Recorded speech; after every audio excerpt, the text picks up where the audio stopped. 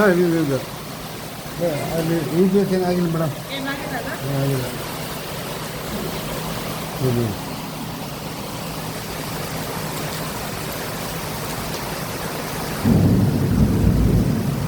ಯಾರಿಗೆ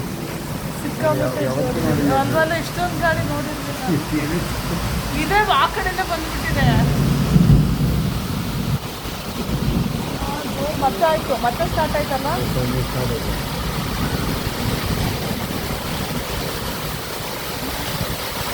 ಆ ಬಿಲ್ಡಿಂಗ್ ಅದಂತೆ ಬಚಾವಾಗಿ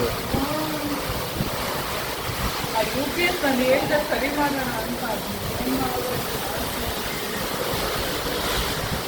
ಹಾಕ್ಲಾ ಹಾಕ್ತೀನಿ.